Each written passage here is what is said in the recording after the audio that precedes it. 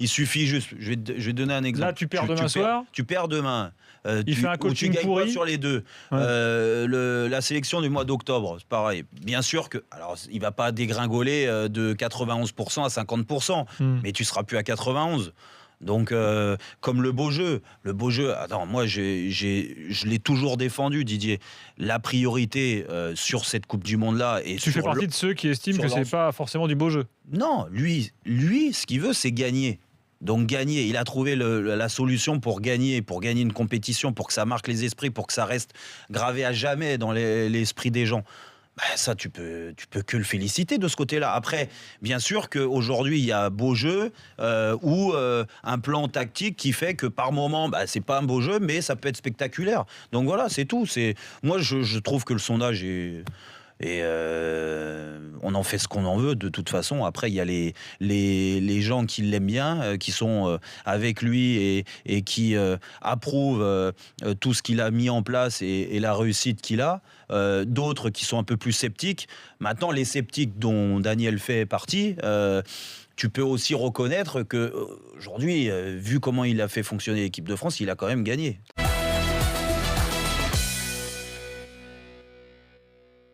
Si tu arrives à gagner en étant moche, tant mieux pour toi, tu as gagné. C'est parfait. Tu prends. Même moi, même à n'importe quel petit niveau de jeu, si tu me dis pour arriver au bout, mais vraiment au bout, tu vas y arriver une fois comme ça, ben je prends. Moi aussi, je suis pas con. Hein.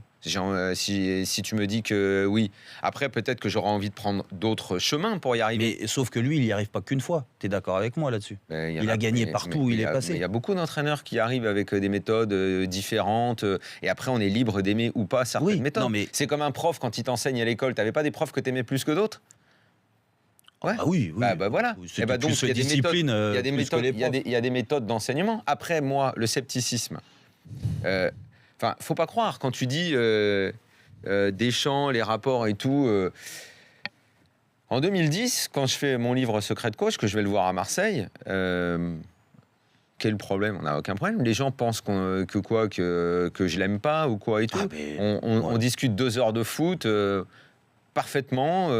Ça se passe bien. Voilà, il y a 4 pages que tout le monde a lues parce que ce livre s'est beaucoup lu, qui sont parfaites. Après, évidemment, je préfère lire les pages concernant d'autres entraîneurs, mais les siennes, elles sont là, elles sont très intéressantes. Il me parle, je connais très bien ton épopée de 2004, puisqu'on en a parlé longuement, même de ce qu'il te faisait faire, de ce qu'il faisait faire aux autres. Aucun problème. Mais on peut ne pas aimer des idées.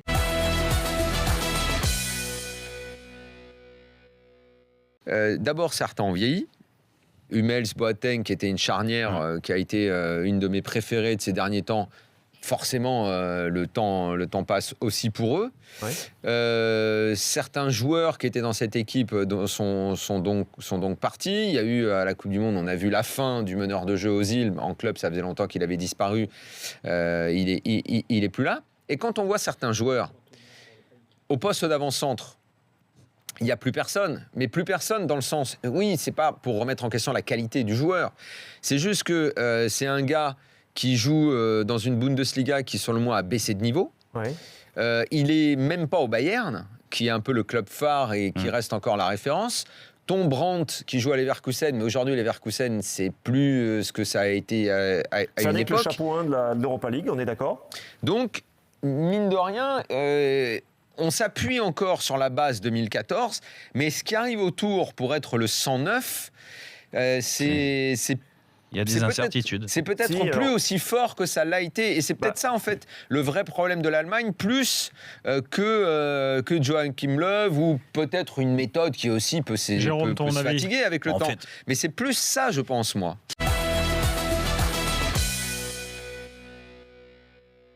Parce que les gardiens, j'en ai côtoyé aussi beaucoup, hein. Tu as le numéro 1 bis et le numéro 2.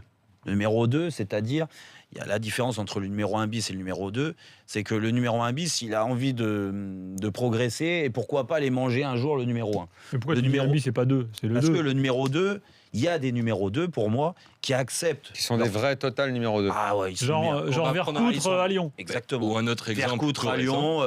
Over Mandanda à Bordeaux, qui vient tout juste de signer en fin d'année dernière. Exactement. Le petit frère, le quatrième de la fratrie, 4e gardien. Et voilà, pour l'instant, il a signé comme gardien Alors, réserviste. on va revenir à l'équipe de France, mais j'aimerais... Pour finir, Bernardoni, il fait...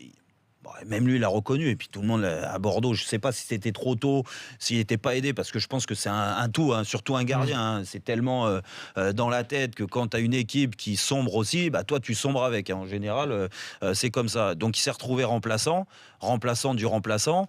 Et qu'au bout d'un moment, c'est soit il accepte cette situation-là, et là, il devient le parfait numéro 2 dans un futur proche, soit il part en Ligue 2 au niveau inférieur, et là, il se refait encore la santé, il reprend confiance et tout ça, en espérant faire une grande saison et repartir dans un club de Ligue 1, ce qu'il a fait aujourd'hui. Exactement. Et je pense que cette saison avec Nîmes, je ne sais pas ce qui se passera avec Nîmes, je pense par rapport à tout ce qui se passe, ils se maintiendront, mais même s'ils ne se maintiennent pas, je pense qu'il va... L'expérience ça va lui servir.